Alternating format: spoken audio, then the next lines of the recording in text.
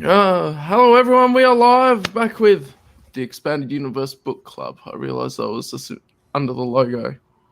And today we're going to talk about Jedi Academy Volume 2, Dark Empire, Dark Apprentice.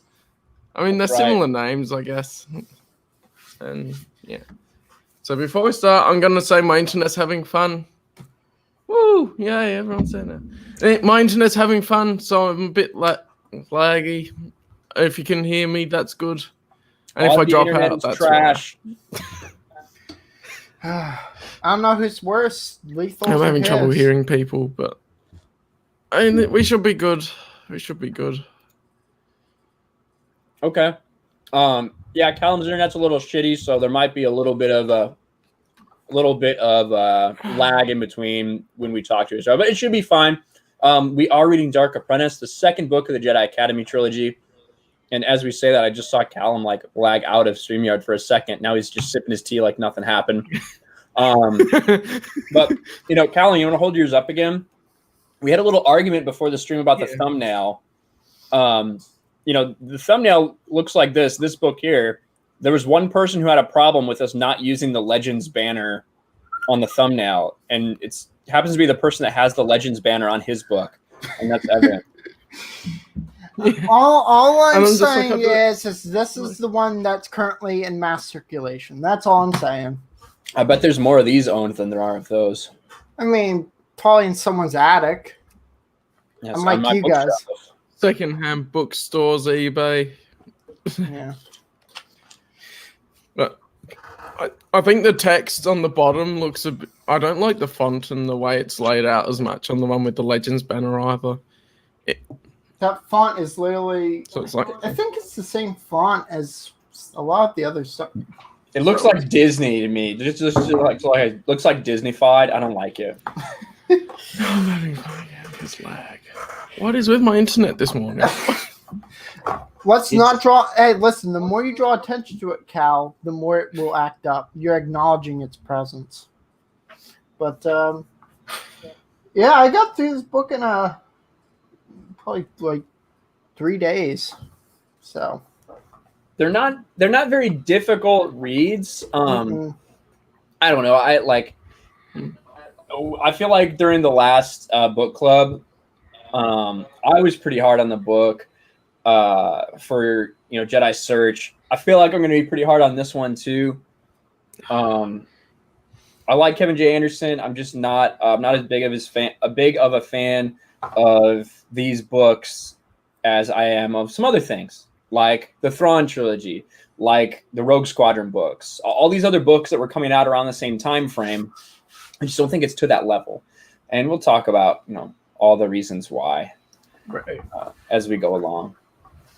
But for me, the book is still necessary. The book is still I still enjoyed reading it. It's just not necessarily the same level as some of the other ones, in my humble opinion.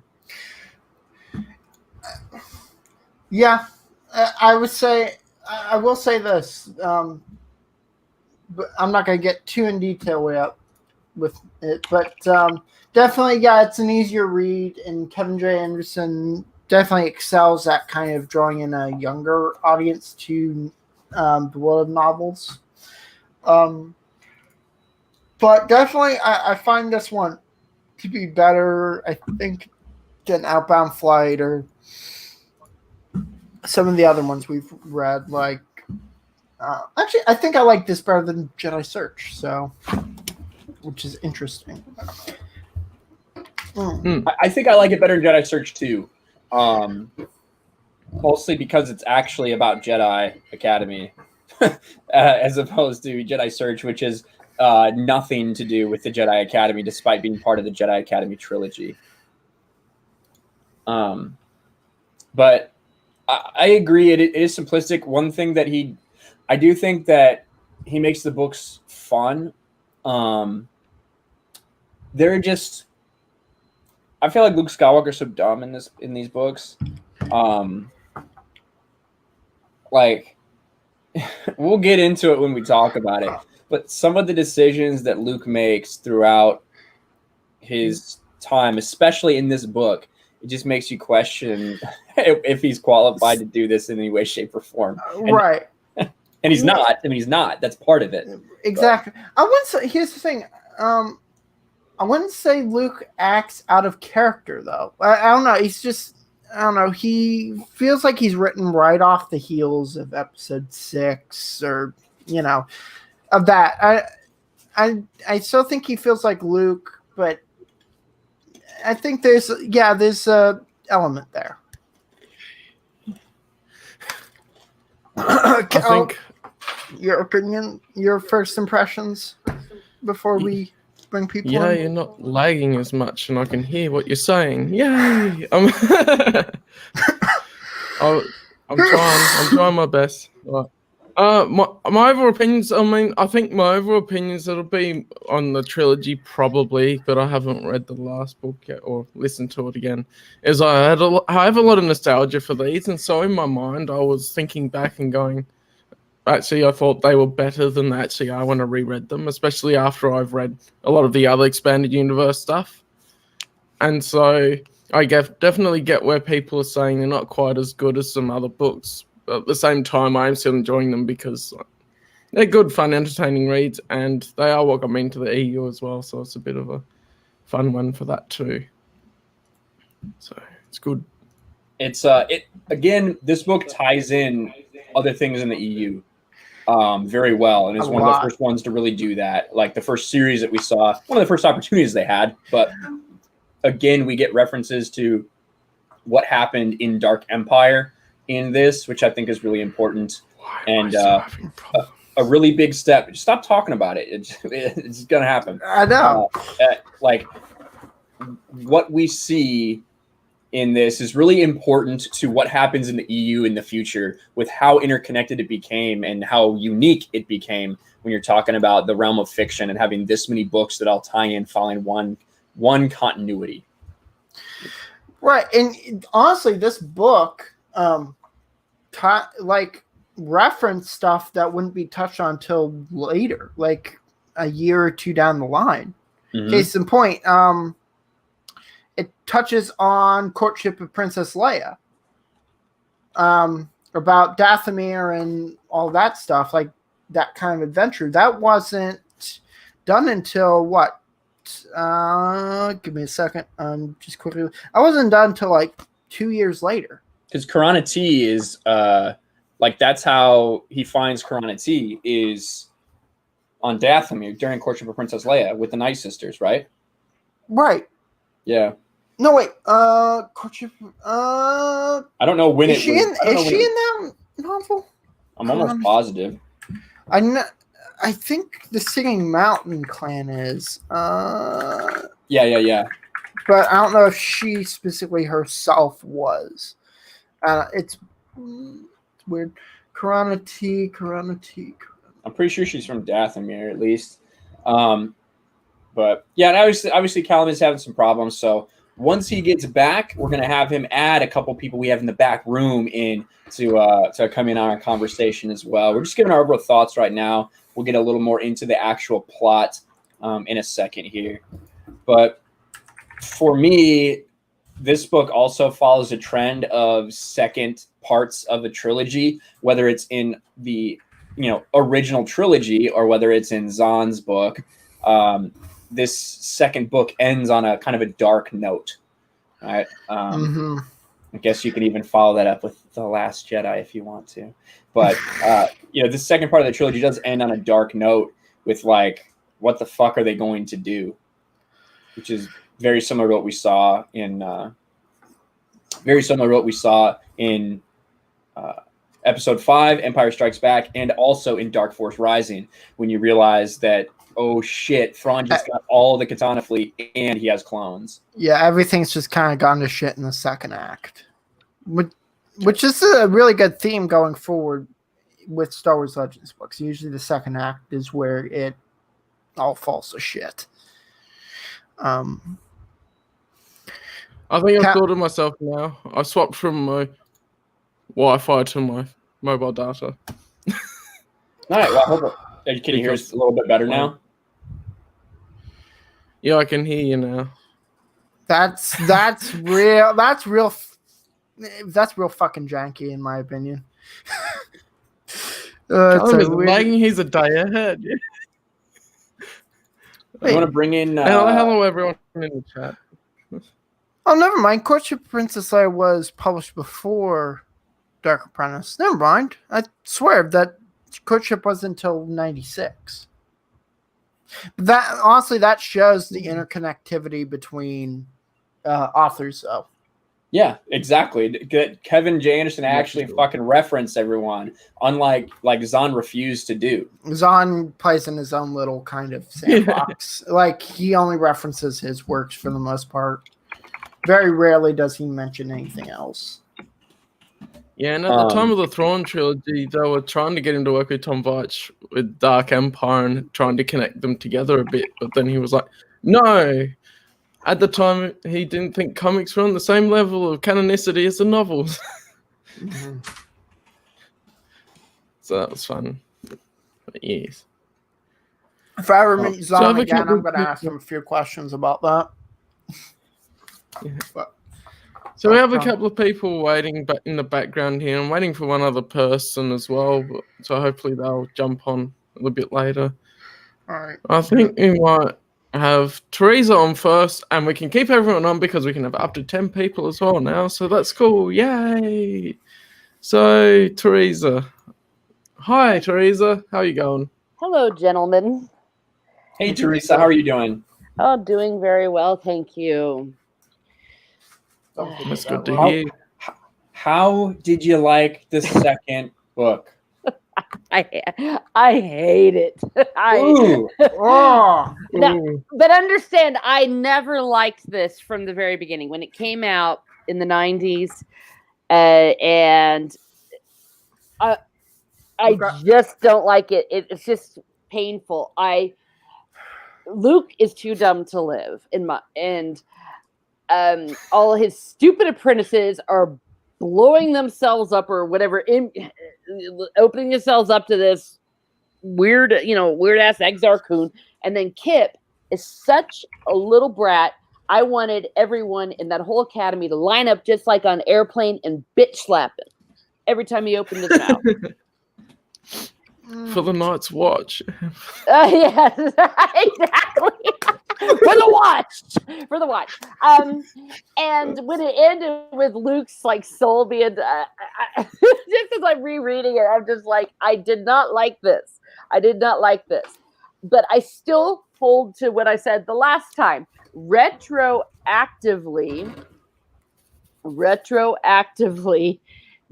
this book has value because of what we know comes like 10 years later with some of the other stuff and things with Amidala, things with iJedi, and even things with Kip that are kind of cool. So this is where it started, but on its own merit, it's not the greatest book on earth. And it didn't help that not merely on our last discussion, but all through Twitter, Steeg was doing all these chicken jokes. about Reg. Reed?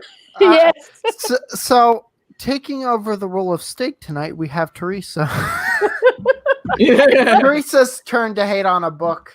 Well, no, I didn't like it last time. I mean, I wasn't as harsh as he was, but I mean, he was doing chicken jokes all month on his Twitter. He just did it the other day. Yeah, so all I can think of is all the jokes and all the imagery of him, Wedge, and Kui, or Key, or however the heck you say that.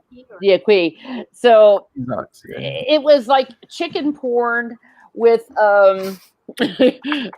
with some really bratty people. So I did not enjoy this book. It's not of the same quality at all in my humble opinion. Caliber. No. I understand the gripes about this book, and again, I don't think I have very much of a problem with a certain character blowing himself to smithereens. Well, no, I'm just saying that everything is just going to hell at that point. Well, yeah.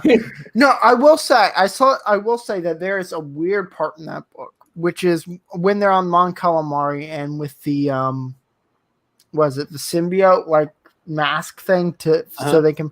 That is the weirdest thing, but that's one of the more weirder things I've read Star Wars wise. It just, to me, that I don't know, that one just like throws me for a loop. Why? Well, it kind of, right, listening to it now, because I listened and I read along with it to kind of fill in the blanks between the audiobook. I hate the way I hate these audiobooks. But I read the cassette tape audiobook, so I don't know what version mine is, but he says Palpatine and Coruscant. Yes, Coruscant. They will always say Coruscant, but it's really annoying. I read the unabridged version. Well, they will always say Coruscant, but I was just playing SWTOR where they pronounce it Coruscant. So, I think it wasn't until the Phantom Menace that solved it for good, because people would go back and forth on that. Right, yeah. They would, and then that came along and kind of made it canon.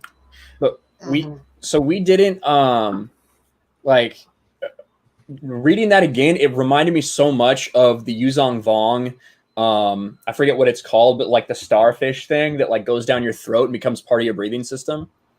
And what book was that in, or video game with the starfish? Sorry, it's in the entire New Jedi Order. It's like the Yuzong Vong tech. I think it's introduced in Vector Prime. See, I'm fine with that. If it's Vong tech, I'm okay with that, because they're more on the more biological side of weirder stuff. Like, that's on the weirder side of Star Wars as it is. So I'm fine with that.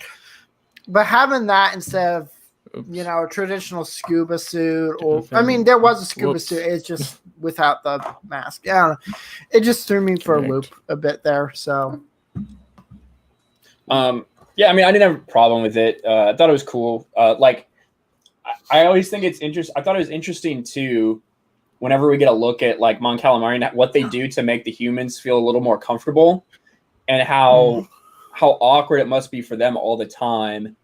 Like interacting, with humans, and the fact that they've talked about that before, how Akbar's, his office specifically is kept at a super high humidity, and how his suit like helps him get through the day as far as not drying out and shit, which I think is cool.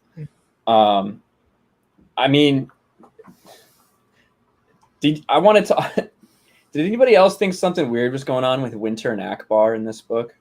I didn't think so, but elaborate, please. Oh my goodness! And after you do, maybe we should bring in Open Airlock, I think. Yeah, because he's in the background as well. So there's like so Admiral Akbar in this book. So what happens if you guys didn't read it and you're just watching us talk about it? Open Airlock, not Open Airlock. Admiral Akbar, in the beginning of this book, they're going to the planet, is it Vor? Or are they called Vors? I think they're called Vors. Let me look up the planet really fast. The one where Akbar crashes the ship. Yeah, they're going to this planet where they have this wind cathedral, which when the weather vortex, yeah, when the weather's just right, the polar ice caps fucking melt and okay, I got you, Callum. So the polar ice caps melt and move the wind from pole to pole, and it plays music on this huge glass wind cathedral. And they haven't done it since the Empire took over. They're finally going to open it back up. Leia and Akbar are going there in Akbar's B-Wing, and the B-Wing crashes right in the middle of this thing and destroys it, kills a bunch of civilians. Akbar feels terrible. And it turns out it was actually sabotage by his like mechanic whose brain has been implanted with some Imperial technology, and he's a spy now. But anyway, Akbar is ashamed and embarrassed. He goes away, but before he goes back to Mon Calamari, he stops in Anoth, which is where Anakin Skywalker is being held. And and while he's there, there's this strange interaction between him and Winter. One, who else thinks that Winter is completely wasted as a babysitter? Me, because literally, I don't know. I've always been like, this is the one thing I hate about, at least Legends in this respect is that they keep, like, they essentially alienate Han and Leia from the kids for the years of that. And I assume it's because the authors don't know what to do with them as characters. They want to keep Han and Leia interesting, but they don't want the baggage of two babies weighing down the book. You know what I'm trying to say? Yeah. I think that was a solution, but yet it wastes Winter as a character. Because we get backstory on Winter as, you know, an undercover agent and everything like that. And yet it's just her character's wasted in that respect. You know what I'm trying to say? Ryan, Cal, Teresa? 100%. She she's has awesome. an eidetic memory, and she's essentially the best spy in the rebellion. Now she gets Leia milk in the middle of the night and babysits the kids. Yeah. It's also like really, I don't know. It's also kind of weird since it's also essentially Winter grew up with Leia as well. Mm-hmm. So it's that as well. It's just there should be more on equal footing instead of Winter, you know, serving Leia constantly. Yeah, I agree. It's she's Holdo. I think I know that's exactly where they got. Yeah, definitely. That's where Holdo probably comes from. She was probably inspired partly by Winter. But that's enough of new canon talk. So, well, I want to read this though. This is Akbar. He's like sitting there holding Anakin, and he's spending time with Winter and telling Winter what happened and why he's going away. And she says, "Oh no, will you stay here for an evening's rest?" Winter said. Her sentence cut off sharply, as if she had been about to call him Admiral. "No," Akbar said, holding the baby against him with flipper hands. "I can't. No one must suspect that I have come here, and if I delay too long, they will realize I have not gone directly to Calamari." Winter hesitated, then spoke in a voice that seemed less able to conceal emotion than it normally did. This is on page 132. "Akbar, you know I have the greatest respect for your abilities. It would honor me if you would stay here with me instead of going into hiding on your home world." Akbar looked up at the human woman and felt a surge of emotion well up inside him. Winter's mere suggestion had been powerful enough to strip away layers of guilt and shame which he had buried himself. When he did not answer immediately, she pressed further. "I'm all alone here, and I could use your help. It gets lonely for the baby, ... and for me." Oh my god! Captain J. Anderson, what in the hell were you on? What were you trying to make happen? Because I bet that was that slipped on the radar, but I swear, I bet Kevin probably in the rough draft of this probably tried to hook them up. But my gosh, it is just like the plot of a bad porn. It's like, I'm lonely. I need some company. Yeah, company. I swear to God, I bet that was the original fucking intention. So, and then Akbar says, Akbar finally managed to speak after putting a hand in his pocket, avoiding Winter's gaze, but giving his answer before he could change his mind. "Your offer honors me, Winter, but I am not worthy, at least not at the moment. I must go to Calamari and search for peace there. If I..." The words caught in his throat again, and he realized he was trembling. "If I find my peace, perhaps I shall turn to you and the baby." "I will be here waiting if you change your mind," she said. Like, it just seems weird. Yeah. It seems weird, and it seems like they're definitely, like, I'm not saying that they're trying to give them a romantic thing, but the way it's written, it definitely comes off like that. Because they could just be saying both of these people are in a vulnerable position right now. Winter's all alone there, like just raising Anakin. So she probably does feel useless and lonely and stuff.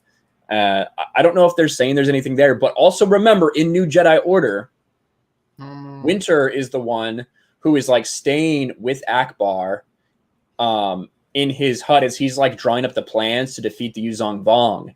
And she's like sitting there with his hand on his shoulder with her feet in his pool and stuff. I'm just saying, maybe Tycho was getting caught. And then Tycho just looks over like, yeah, exactly. What the fuck is going on here?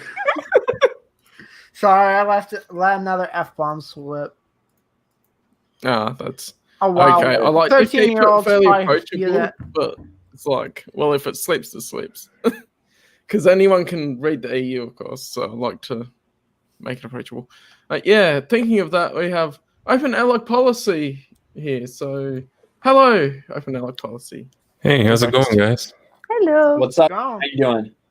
Oh, I'm doing great. I literally finished reading the book about 45 minutes ago. I had done probably 300 pages, and I had to drive it to completion tonight. So, that Akbar scene was definitely something that creeped me out. And KJA always has a weird scene or two like that in his books. Here's something else that creeped me out while we're on that topic.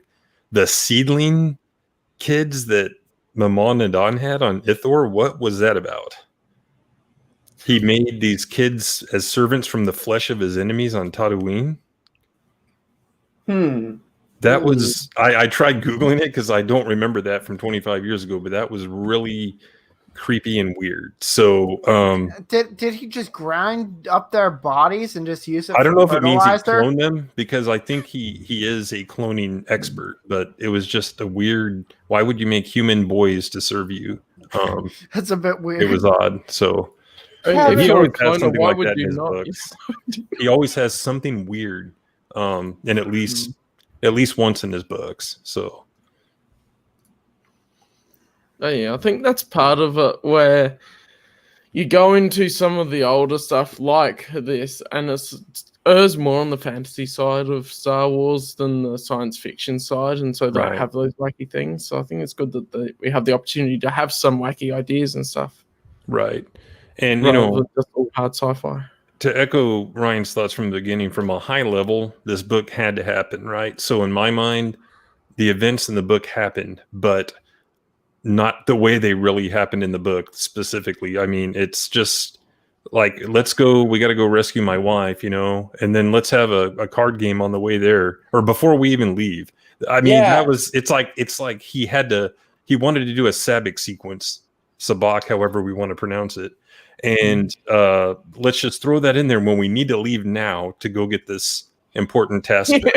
So one of my main complaints about this is that Han and Lando have no point. They play like 3 card games. Yeah. Like they're basically just like looking to give them something to do. Right.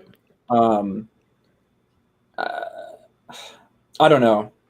I don't know why they felt the need to do that.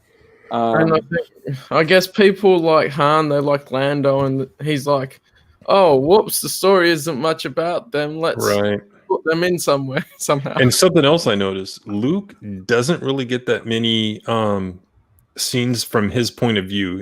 I don't know if anyone noticed that, but early on he did, and then he got maybe 2 at the very end, and they were short. So that was also something interesting. Yeah. You get a lot from Kip and from a little from Gantoris, near the beginning. Yeah. If you didn't read it, Gantoris dies. Thank God. He was annoying. Got fried. I don't like self-emulated or emulated. Yeah. I don't like. This is why I think that Luke is so dumb. Luke, the fact that Luke can't feel anything there, that he can't feel like a dark presence really is strange. When Gantoris builds his lightsaber and fights Luke, like, why did Luke give him back? Why did he give that back to him? Why? Like, he was just like, good exercise, Gantoris. But you need to watch your anger. Not like, hey, where the hell did you find out how to do this? Exactly. You know what I mean? Like, how did you find out how to do this? How did you build a lightsaber? Why is it 2-phase? What is going on here? But no, he lets him go back and take his lightsaber and just get burnt to a crisp.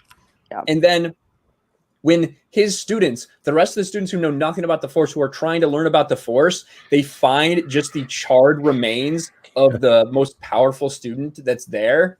Luke walks in, and the best he can manage to do is he just, as they smell the barbecue that is Gantoris, he looks over his shoulder and he says, "Beware the dark side." What? Beware the dark side, motherfuckers. I That was scene was bound. like, it was made for the book back almost. It might have been. Let me check. You No, see that? it's not. You see that? That'll happen to you. Yeah, I would bounce. I ain't staying there. Are you kidding me? Like, glad you didn't tell us these things. Luke doesn't even Hey, go after the door. if you guys we don't listen, told you. that's what's gonna happen to you. All right. That's what happens when you don't stay on track with your training. You follow me. You don't get ahead of me. Like, And I know this is going to random come up. Yoda quote. This is going to come up tonight, but now's a good time to mention that iJedi does a lot to put this stuff in perspective, I think. And really, that's one of the reasons I love that book, because it made sense of this mess that they're in here. So, Elo Shaw's refugees. that was a waste of. That was number one, a waste of future kind of development you could have with them. And it's also a way, like, literally it was just like, it seemed like with Anderson, it's like, I created these guys in the last thing. It's like, how do I show Dawa's ruthless? Oh, I know. Let's just destroy all of them that I just created after they got on their paradise world. It's like, what the heck are you doing? I think that would have been better served if, like, I'm okay with them getting blown out. I don't care about them. But what if their death had been what led Gantoris to go down the dark path? You know what I mean? Right. Like, he gets word that happens, and he's bitter and angry. He's angry at Luke for bringing him here, like all that stuff. You know, that would make sense. But the way they did it, it was kind of silly, because Gantoris dies right after that happens, I believe.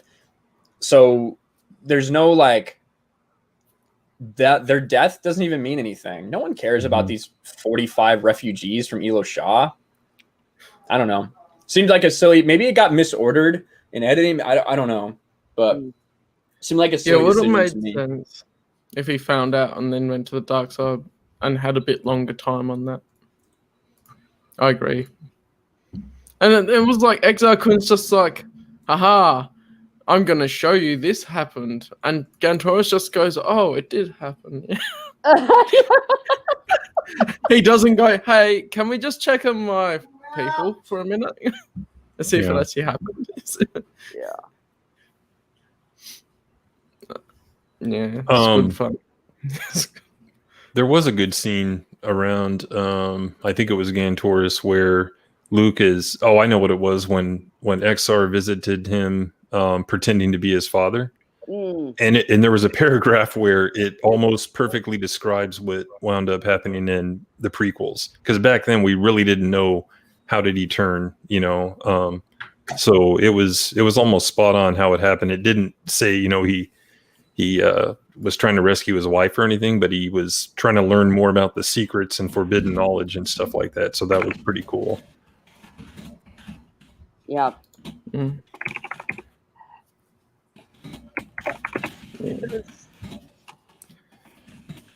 I thought it was odd anyway that Gantoris builds a lightsaber and Luke doesn't immediately think, wait, do I want to at least find this other Jedi Master Yes. teaching him?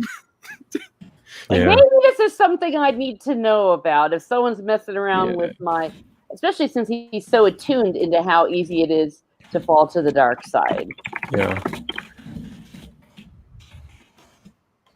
Yeah. Hey, let me take a minute, Callum. I know this is your show, but since you were evidently talking to people, so TJ Swan, I don't want to fucking talk to you. You came in the chat and fucking insulted me right a fucking way. So no, I don't want to talk to you. Yeah. So I said, don't let this bitch on the stream. That's what I fucking said. No, I don't want to talk to your dumbass. Motherfucker, so fucking desperate for attention that you've been trolling me on Twitter for fucking months like a little cocksucking bitch. No, I don't want to fucking talk to you. Fuck off.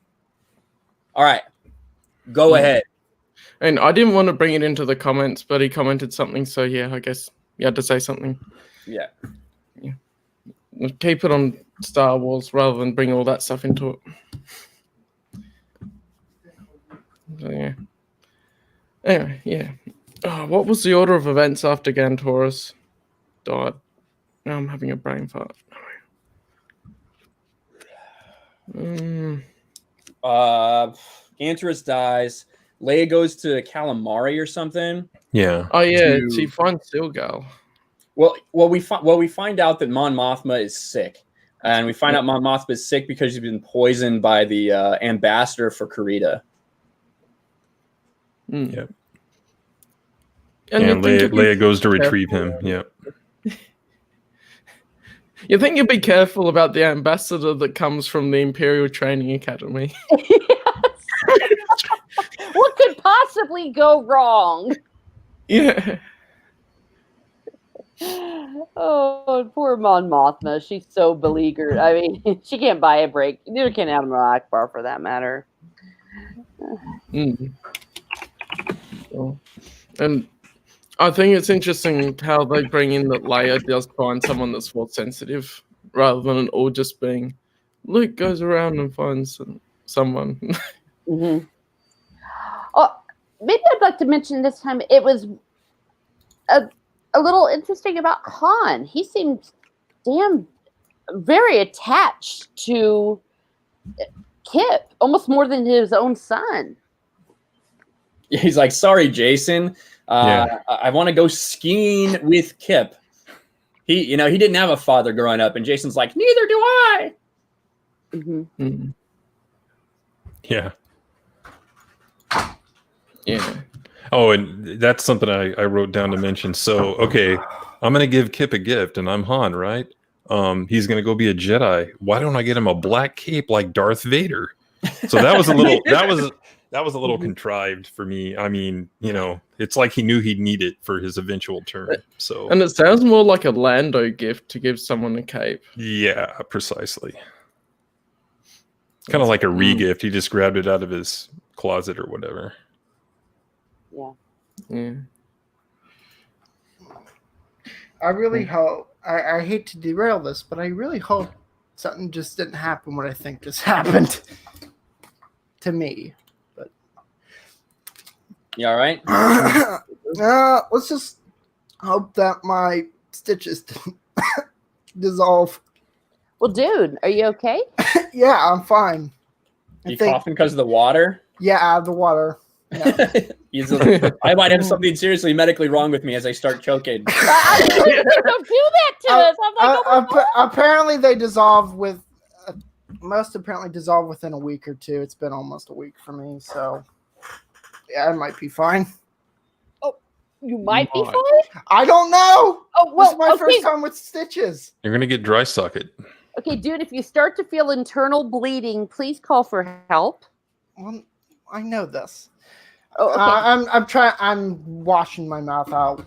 For Okay, stuff, just listen to your stuff Aunt for- Teresa. She'll look after you, okay? Thank you.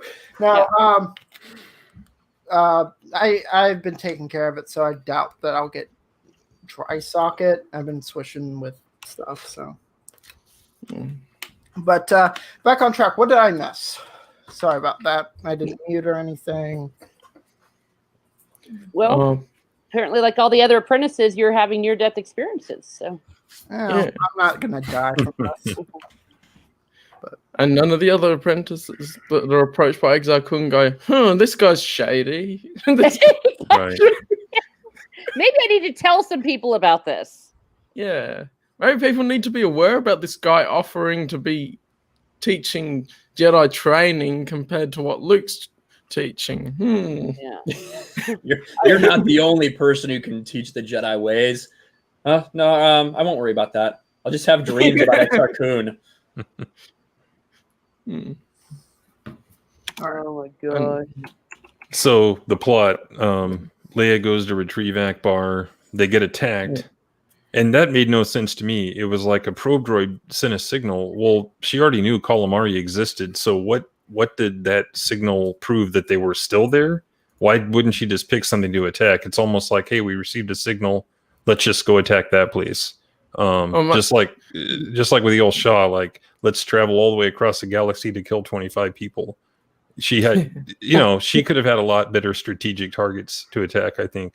And that was just weak storytelling. I don't think KJA portrayed her very well in this novel. So, yeah. Evan, you had your wisdom teeth done. Just answer the question. Yeah, That's cool. those out on Monday. I do find it interesting how they do the whole Akbar guilt trip thing. And I like that subplot there for Akbar. It's cool. Yeah. I think the probe droid, well, they're 10 years old, right? So they may have been like, oh, calamari's under control during this time. But then when the probe droid sent information of rebels hiding on calamari, she probably went, oh, there we go. You know what? Maybe something like that. You know what's an interesting thing about that, though? That could have been... what year does this book take place? 13 ABY, or is it 11? 11, yeah. 11. Mm-hmm. Okay, Yeah, 11. 11. Is it 11? I believe they specifically referenced it was 11 years since, like, Yavin or the first Death Star or something. Or like a few years after the Thrawn trilogy. Yeah. I think they specifically say in this book it's been 11 years since blank. Oh, yeah. I was about to say, maybe that probe droid's a reference to episode 5. There's a lot of things like that, like right, and pointless shit. Mm-hmm. Like in the very beginning, Han's skiing with Kip, and he's like, "Oh, the snow reminded Han of Hoth."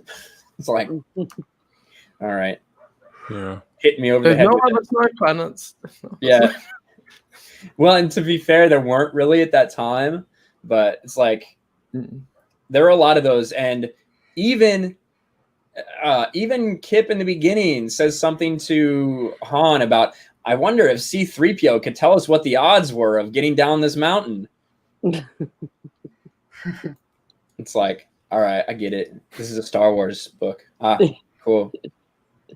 Yeah, and then when they go to that zoo, the narrator says something about a galaxy far, far away, or some long time ago and far, far away. That was cheesy. So, yeah.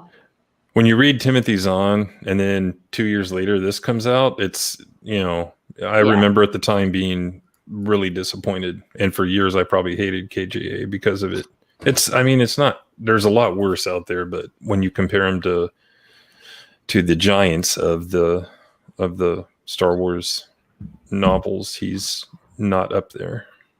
He's the one I'd say, as far as he's among the giants, because of how he made everything interconnected more. Yeah. And he had the first opportunity to do that, probably. Yeah. So. Yeah, and that was my same experience too. We had that strong trilogy, and fairly or unfairly, this was a difficult one to live up to that.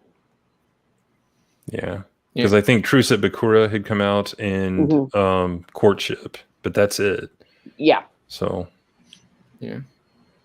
So this was like the first trilogy post the Thrawn one. And this was the first trilogy that referenced the comic book being as canon as the novels.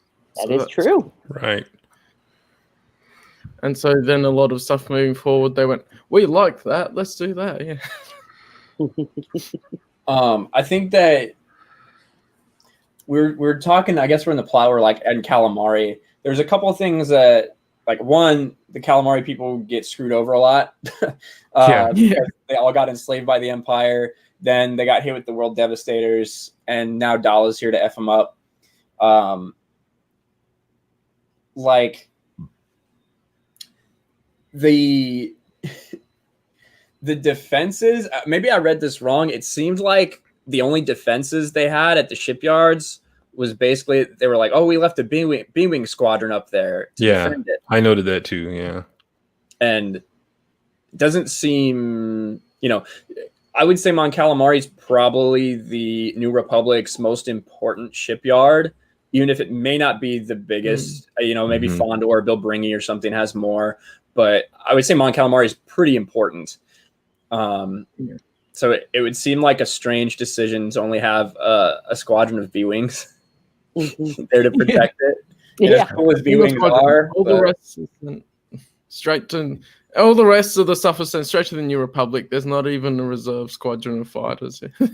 yeah. So I thought that was an interesting decision. it was. Yeah. And I feel like that's a problem in general sometimes in the Star Wars books is the fleet, depending on who's writing what. Some people are better at writing the fleet stuff than other people. Some people, maybe it's not quite as believable that this is the size of that fleet versus the size of this fleet, and it makes sense matchup wise. I will say it's really convenient too that Dala was like learned everything from Tarkin, and Akbar was enslaved by Tarkin, so he learned all about his tactics. So he was able to recognize, what Dala was going to do. So I thought that was cool. Could be considered contrived a little bit for sure, but it's what it is. I mean, it connects in with them being there for 10 years and only really having contact with Tarkin. Yeah. So it's all together. That's good. I like that part actually, rather than it being contrived as such. I was just reading it and going, "Oh, that's cool." I like how they connected together. And he goes, "Is Tarkin back?" What? Tarkin. Oh my gosh. It's a Tarkin. Oh gosh.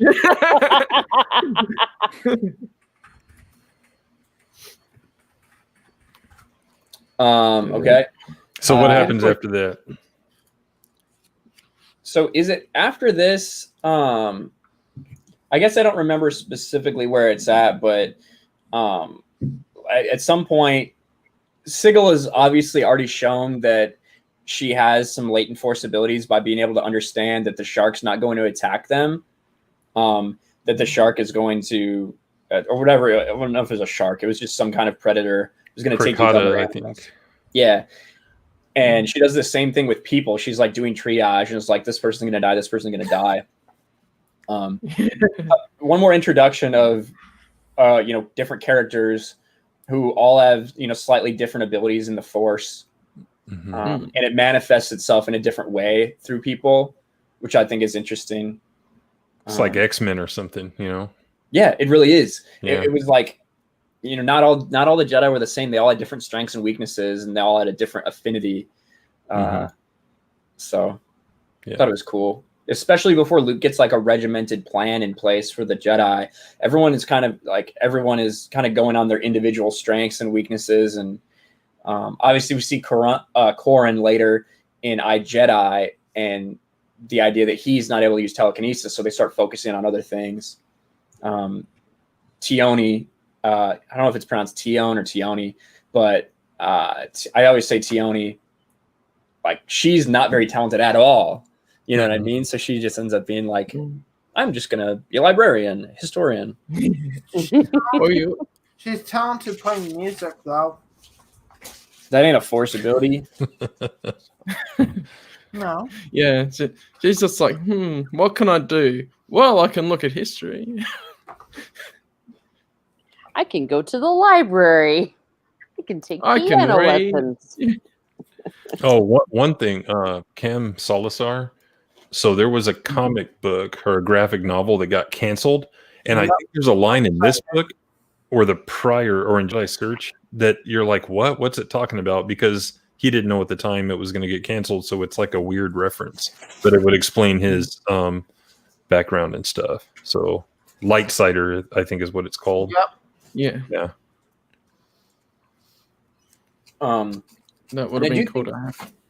I do think it's interesting, and especially because some people don't like that iJedi kind of did go back and retell some of this story.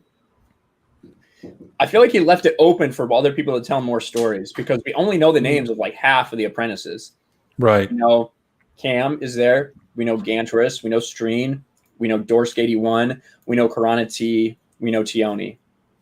That's it. As far as I know, unless I missed one. But then it's just the other students are always the other students. Yeah, the others. Yeah. Yeah, it's not like those the only ones. They're just the other students, and I assume it's about 6 of them because I think he has about a dozen students, if I'm right. So, there's definitely room there. There was room there to play around, and luckily, Kieran Halcyon was able to fit right in there. Yeah. And other things, I think Matt Wilkins in his Jedi Academy trilogy review said about how he figured out who the other students are just from reading other stuff, which is pretty cool as well.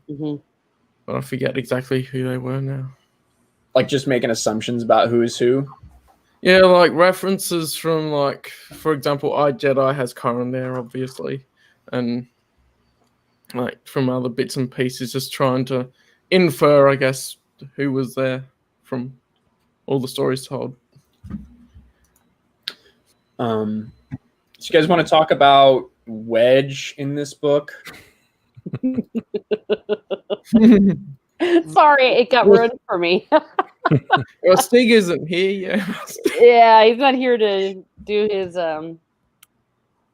monologue. Like, so I don't mind Stig and Qui like having a thing. Stig and Queen. Stig? Or nah, Whoa, sorry. Wedge. that escalated quickly. You heard it here. Brian has the inside scoop. Stig's been fucking a chicken, everyone. Yeah, and then I'm flying a B-wing earlier, so yeah. Yeah, I know. It's been a long day for Ryan. There. So It's been a long day of streams for me.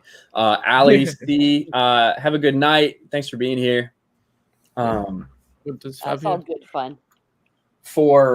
I don't mind like them having a thing or whatever. I don't think Michael Stackpole really wanted that. He was like, hey, you're supposed to be with Ayala. And I think, doesn't in iJedi Corrin even say something about that? Yeah, and I think they wrote it in that they were on a break or something. Yeah. And then in a later X-Wing book, they talked about it. Yeah. Yeah. And like Corrin's like, hey, you should really get back with Ayala, blah blah blah blah. Like Michael Stackpole like telling Wedge, hey, you should fuck my character instead. It was really weird. But we kind of see the same thing with the little bit of like Mara and Lando innuendo that happens, right? We see Timothy Zahn later has Luke bring that up and Mara being like, that was nothing. Like you had several they were putting it on, yeah. Yeah, you've had several people try to like come back to things that happen in Kevin J. Anderson's trilogy here and like retell it because they didn't like it. Yeah. Yeah. Retcon. And Mara doesn't really have a leg to stand on because it's like, well, she was may have been with Lando, whereas Luke was with how many girlfriends before? Yeah. So the whole way Mara's introduced in this too, it's like she knocks on the door and she's like, I'm going to go to Luke's Jedi Academy. And Han's like, what? You and Luke? Luke's going to train you? Don't you want to kill him? And it's like, no. At the end of the Thrawn trilogy, they're like smiling at each other. Luke gives her his lightsaber. Like they're good. Like they're good. They're not going to kill each other at this point. Yeah. So I did think that was a strange way to introduce her. Yeah, that is odd. It's like he didn't remember the ending of the Thrawn trilogy. Yeah. Like, I've been too busy gambling and skiing, not taking care of my kids. Yeah. Oh gosh, no. But talking about Qui, when they break up in Starfighters of Adamar in that Seinfeld-esque scene where he's going to break up with her, but she beats him to it, I freaking love that scene. It's hilarious. And I just like that Alston went ahead and included it instead of just ignoring it. Just the fact that they were able to close that, I guess, hole in the saga. Yeah. Well, I Yeah. think I love a Aiella lot and of the Wedge are so X-Men good series. together too. So Yeah. Mhm. For sure. yeah. I love a lot of the X-Men series. I'm reading it at the moment. Oh, that's what my favorites. I love Love it. But Yeah. I do just think It's excellent. Wedge in general is not. I don't think he's properly utilized in this series. He's Mm-mm. I don't know why. Mm. That's my problem with these books. Is I just have so many things. I'm like, why would that person be doing that? Mhm. I get Wedge wants a little bit of a break. Why is he running a construction crew on Coruscant?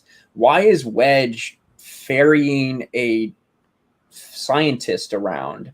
Why is Akbar? I get they're like Akbar didn't trust Making cargo runs. I don't trust anybody else to carry Princess Leia to Vortex. But why is he? Why are he and Leia in a B-wing Mhm. traveling to Vortex for some sort of like ceremony? I don't get it. Oh no, I'm okay. I can drive. But surely they'd have My a shuttle. sight's not gone yet, everyone. Like they just get out of and we know from traveling in a starfighter how uncomfortable it is and how they'll just smell like shit when they get out. Like it is so silly to me. Oh Yeah. God! I just imagined. Imagine being stuck in a starfighter with a fucking fish. Wow. That would not be a fun trip. Depending how long it is, do you have the humidity up or you start smelling? Oh no. Exactly. Smoked fish. Oh, Princess, you forgot to put on your deodorant. That smells delicious. You could have a parody comic panel where Leia starts like squeezing lemons over him. Oh my gosh. Then it's Or Winter. really too much like an appetizer. Yeah, Winter already wanted to eat him. melted butter, right? Yeah. Oh when my you go to- god. Red Lobster. For sure. Oh, All you can eat no.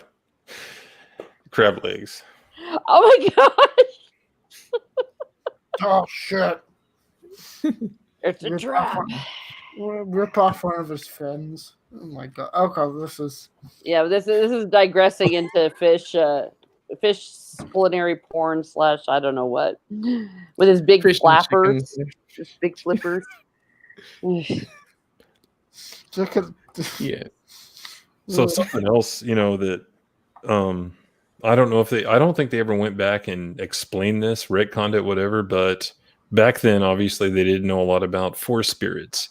But we have a Sith spirit from 4,000 years before that's able to interact with the real world. And that I don't know how to feel about that. I don't think they ever went back and explained that. Yeah, I guess actually, they have in later material, like the Old Republic video game touches on it a little bit, but Exar Kun, essentially through Sith ritual, he was able to, and they explain this in the book. He sacrifices his Masathi army to essentially preserve his spirit within this location. It's different than a Force ghost in that it's literally being bound to some. It has to be the phantom has to be bound to someone, or it has to be bound to a location. From what my understanding is, and so that's how that works. Yeah. And about the interaction with the real world, it's really only similar to like Force Ghost where he's appearing in their dreams and stuff. Mm-hmm. Right. Apart from pulling Luke out from his body. I won't even say that. It's not even that, or is it? I read that in more of an interpretation that he's controlling Kip, and Kip's the one who's doing that. He essentially gives Kip his power to be able to. Yeah, he very much Luke enables people to do I it. don't see him himself literally having the power to do it. Oh, like he's possessing him, kind of. Pretty much. Yeah. That's exactly what's happening. That's always the way I saw it. Yeah, it's essentially possession / it's essentially having a puppet on strings and giving them their power. And that's exactly what we see later on in Champions of the Force with not to get too far into that, but with Luke and Jason. So, I think that's kind of the way it works. And Luke's first tangle with a spirit like that didn't go too well. No. Yeah. But again, it's like there's so many warning signs with Kip. And Luke had literally just had a student fry up in front of his eyes. Yeah. And then Kip's being all belligerent and everything, and it's like, sounds like my daddy. And and Luke's just like, oh well, Han probably likes him a lot, and he's probably had a rough life, right? Yeah, doesn't think, oh, he had a rough life. Maybe the trauma would cause things to happen. Or that too, yeah. Yeah.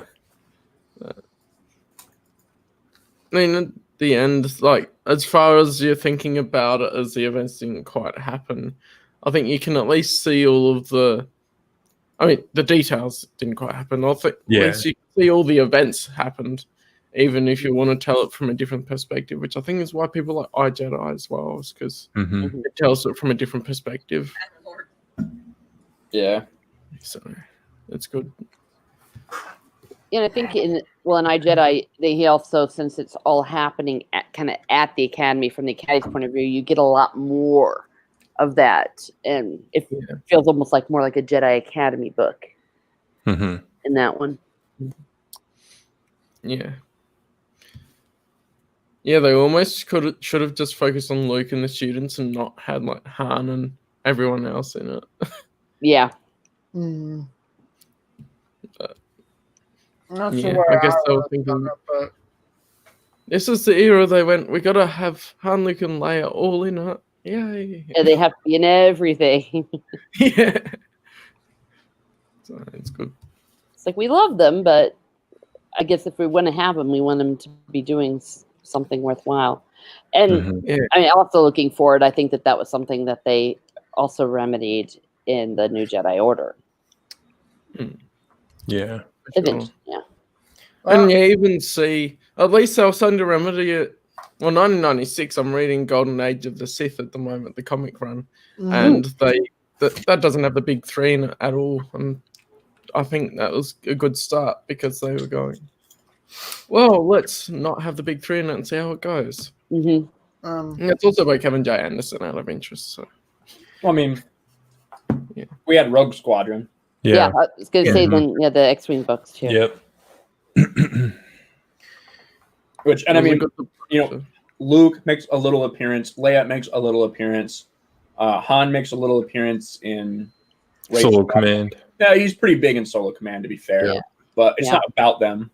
Right. He does get a little appearance just talking to Wedge at one point.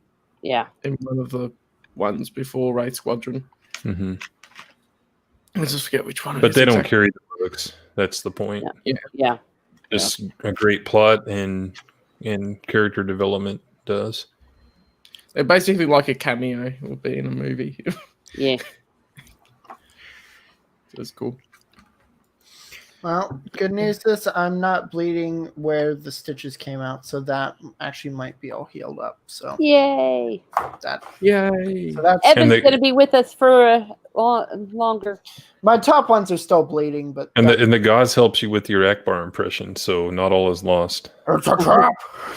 It's a wrap. I really wish I really wish Star Wars Detours came out.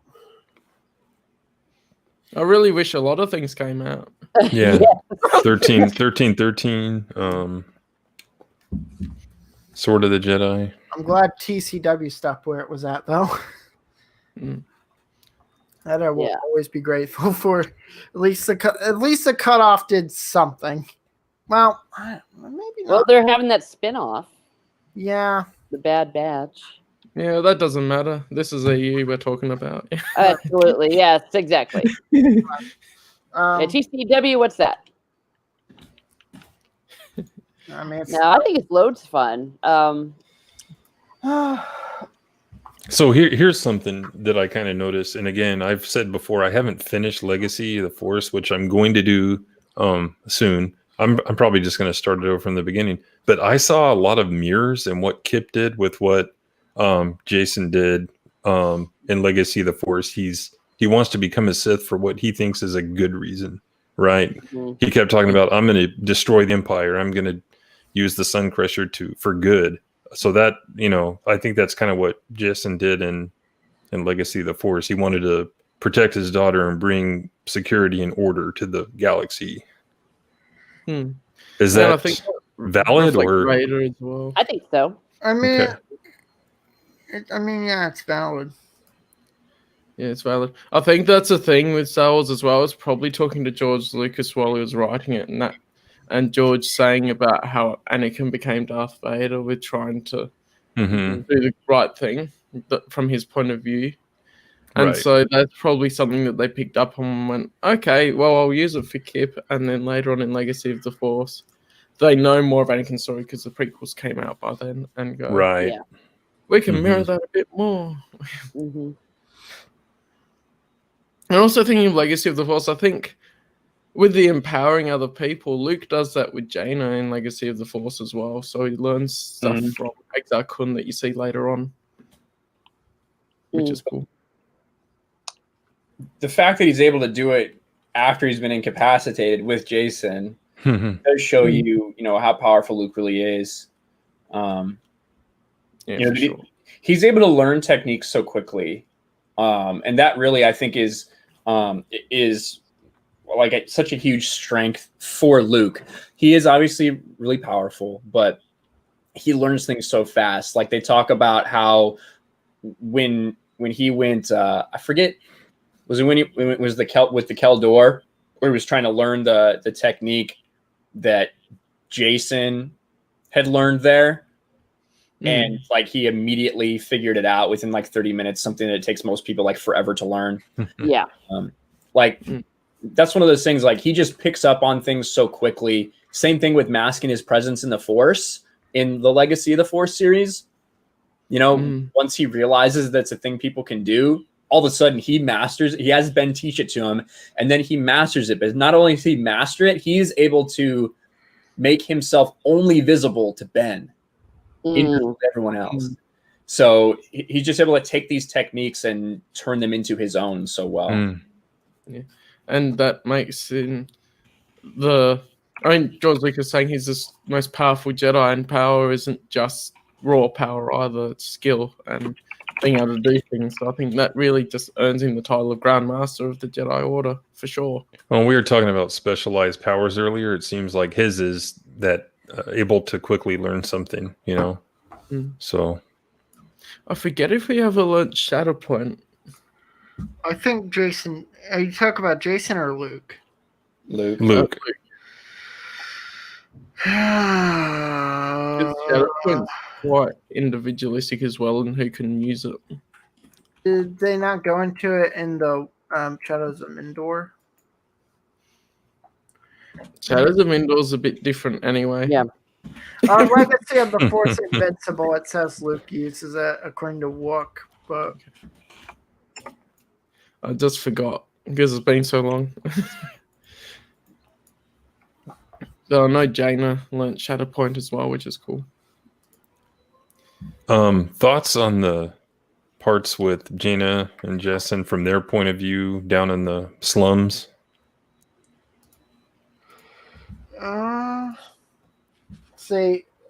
With that part of the book, I just kind of, with the audio book, I just kind of tuned out for a little bit with that. Because it just, I don't know, it just, to me, wasn't too interesting. Well, it was really cheesy where they would repeat the lines from that children's book that they'd been read. It's funny because they're portrayed as being pretty smart for being 2.5, but yet they're dumb enough to say, well, I'm down here. I'm just going to say what this book said. Ask this creature, will you take me home or whatever it was? So that was kind of dumb. But I will say he portrayed them better than Vonda McIntyre did in Crystal Star, which isn't hard. So, yeah. Teresa might have cut out. Oh, poor Teresa. Not sure Yeah, what the Aussie internet. happened. Unless something happened by accident. But yeah. Oh, I feel like the Jason and Jaina stuff was just irrelevant to the Yeah. rest of the plot. I don't think so. I don't think that a lot of the authors know, and I don't think a lot of authors in general probably know how to write for 3-year-olds. Yeah. Mm-hmm. They're 2.5 at this point, right? Is that correct? I think, yeah. They were born in 5, and this is in 7 and probably a half. So they shouldn't be doing the things they're doing. right. Yeah. Right. They're written like they're 5, not 3. Yeah, exactly. That's one of the weaker parts of it, I think. Yeah. So if you're not good at writing for 3-year-olds, then don't write them. That's my advice. Yeah. So Maybe they don't know they're not good at it. Yeah. I think that applies to a lot of stuff with him. So, but they seem to love him because let's let him edit these Tales books. Let's give him Young Jedi Knights with his wife. They seem to really enjoy using Kevin J. Anderson for whatever reason. Yeah, I mean, I haven't read too many of the stuff after this because I'm working on it because I'm on X-Wing Race Squadron chronologically now Mm-hmm. and going through. It's hard to know, but I think from what I've read of some of the comics, I'm just starting to read more of them as well, going through the Dark Horse ones. He can still write some quite good stories, and the ideas and everything I think are really good in it. He has good It's just ideas. some of the execution in it is they could have been done better. Right. That's what I was saying earlier at the very beginning. Like I think these events should happen, but the way they happen, I don't like it. So Yeah, for sure. that's my thought on the whole thing. Well, would you give? Here's Teresa again. Sorry about that. My internet went wonky. Yeah. I caught what you caught down there, Sydney. Cool. And then Suicide Run is the plan. I mean, really, after everything else, let's use a Star Destroyer to try to and that's going back to the defense. Wouldn't Coruscant have enough defenses to blow that thing out of the sky? I mean, it's Coruscant. It's the capital. Planetary shield, 2 of them. Yeah, that too. Yeah. So did they mean in hyperspace? Were they going to pull a Holdo? I mean, what's going on? It was just dumb. It's like he couldn't think of anything else, like a real tactic. So he came up with that. So, And I think it also, Darla later on as well is known for not being strategically brilliant and for failing with things. So I think in hindsight with that, after more material comes out, it's like, well, yeah, Darla wasn't that good. yeah. Strategist. I think a lot of it can be explained away by the fact, and this is why I think Dala is an interesting character. She feels like she's very special because she was set aside for this project. She's one of the only women that was given this kind of responsibility. But in reality, she's like Tarkin's girl. She's Tarkin's side chick, And so she has a chip on her shoulder because of that, but she also feels like she's special. Yeah. And I think that one thing that happens when she first has to do something and immediately she loses a Star Destroyer. And then everything starts to go wrong. She comes to the realization that I'm not everything that I thought I was. But then slowly over time, she kind of, realizes what she is good at and what she can do and becomes an antagonist that is worthy of being scared of. So I think it's cool. It's cool to see her evolution as a character. Yeah, it is. It's cool. You mean character development? It's like, imagine that. I know, crazy. Yeah, Right? imagine character development. So what do you guys think of the ending with Luke being pulled out of his body then? And then the students being left going, what are we going to do? Run around, boys. I thought it was inadvertently hilarious. If Master Skywalker doesn't show up for class, we're allowed to leave. Yeah, exactly. You have to wait 15 minutes and then you can go. Oh boy. No, I thought it was freaking hilarious, and maybe there's something wrong with me because I was just like, I just thought it was so stupid, and then they're all like, "Oh no, he's like out of his body. What do we do now?" And I'm like, "Oh my gosh, these people, they're supposed to be the hope of the galaxy." Yeah. It sounds like a Robot Chicken sketch when you say it like that, doesn't it? Yeah.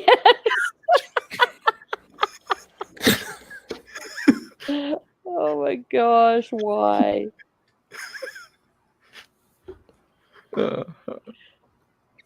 Yeah. Cool.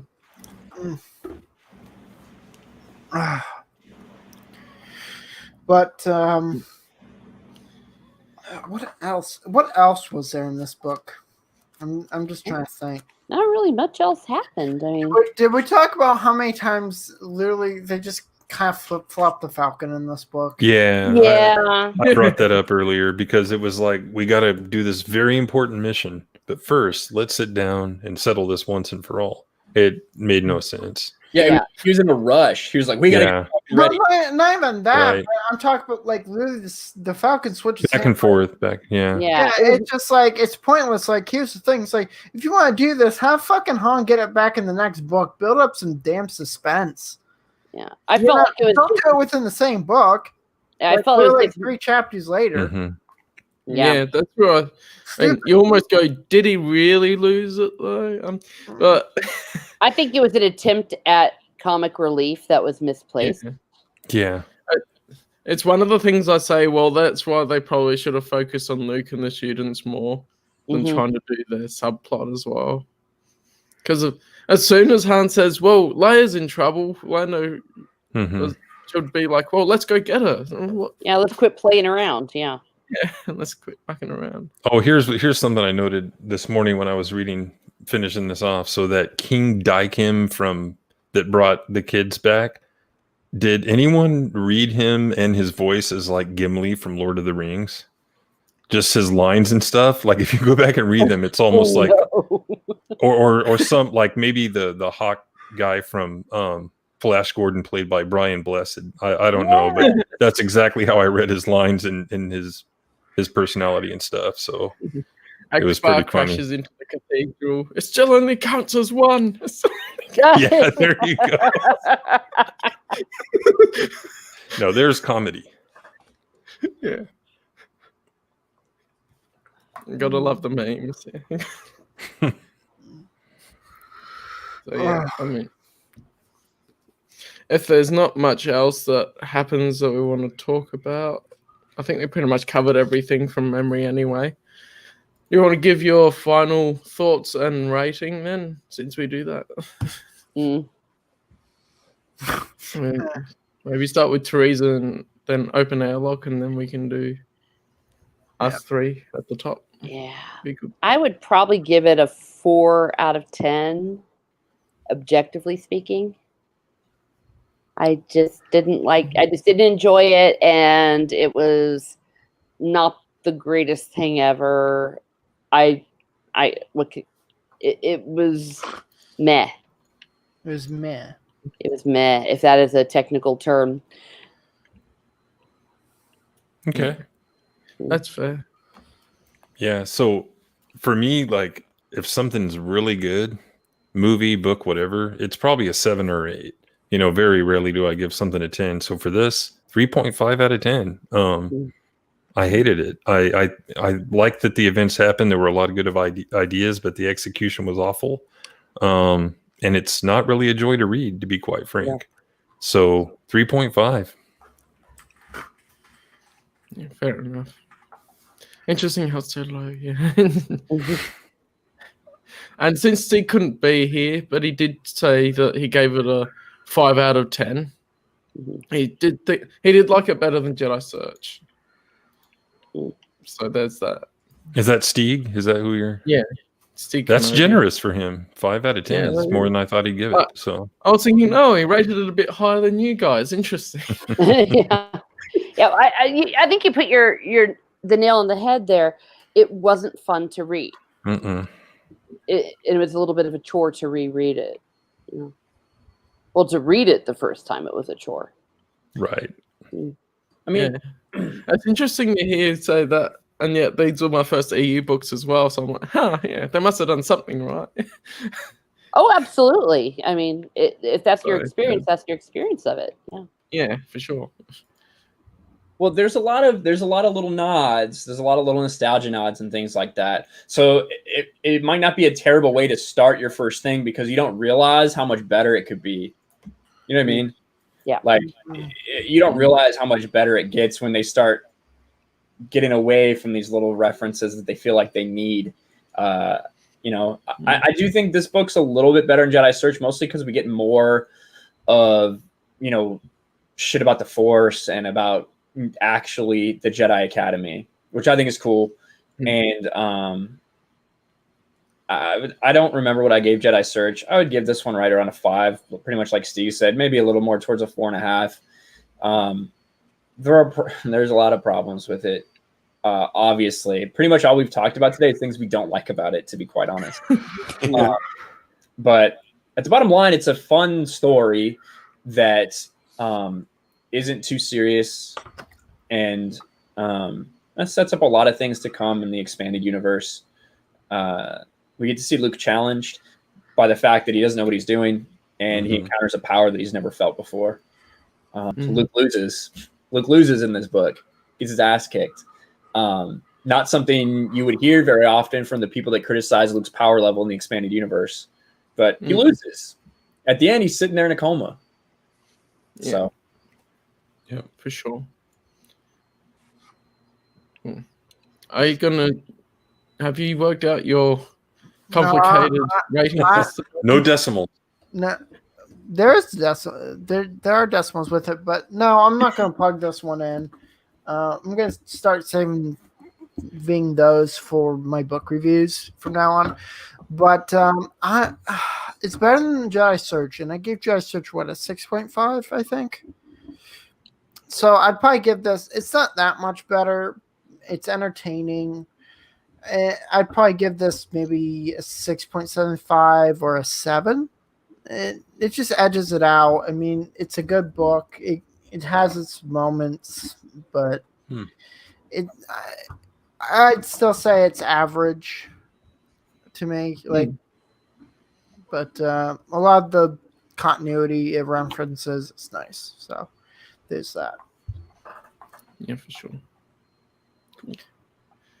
It's nice we're not waiting for you to just write it all through the list this time.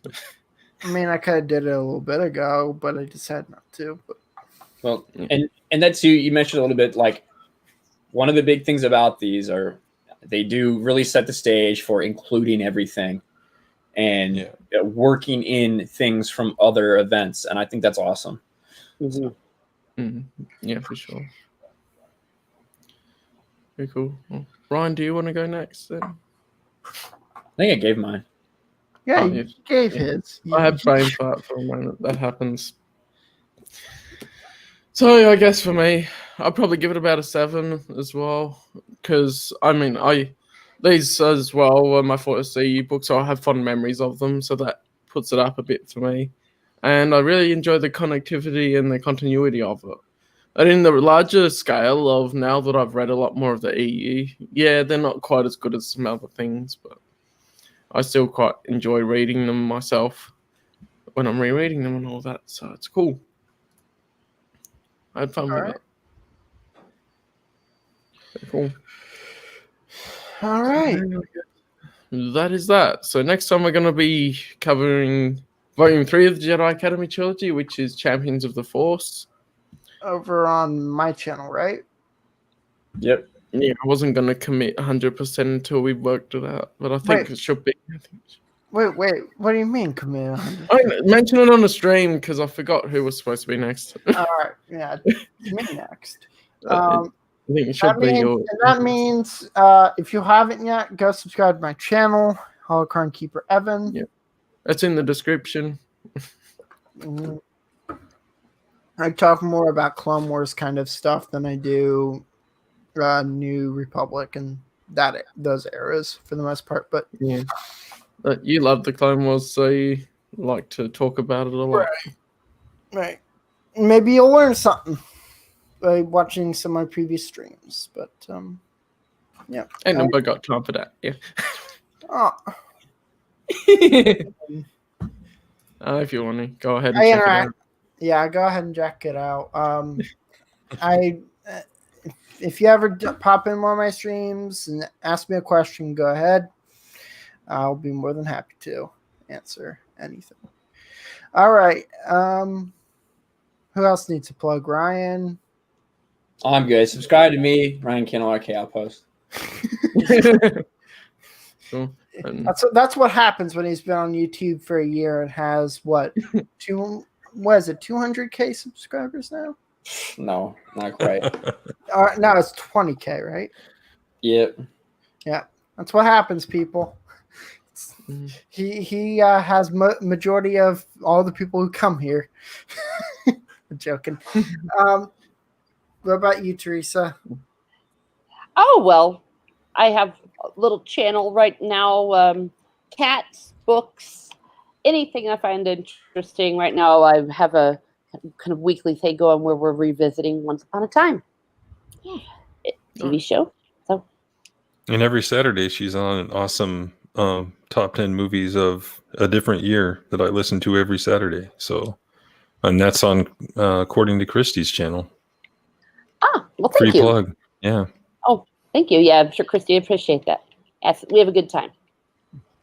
Yeah, and I have an intro, not really an intro video, more like a preview, like, hey, I'm going to put some stuff out there, but I'm working on starting to produce some videos, and my new camera comes in on Wednesday. So Nice. I'm going to start that. Yeah.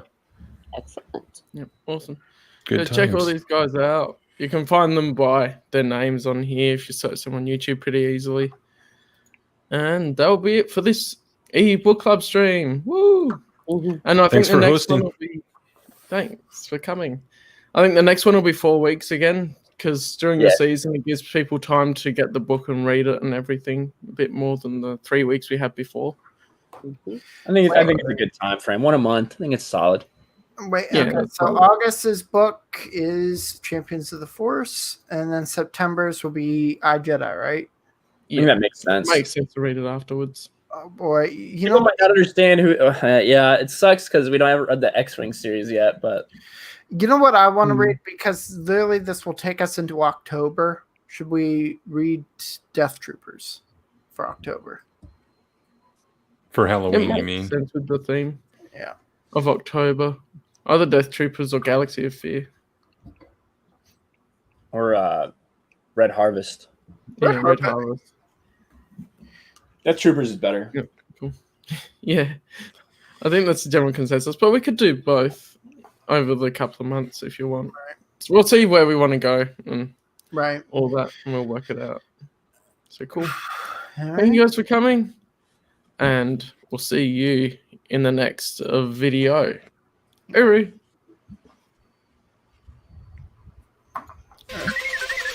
No, sure.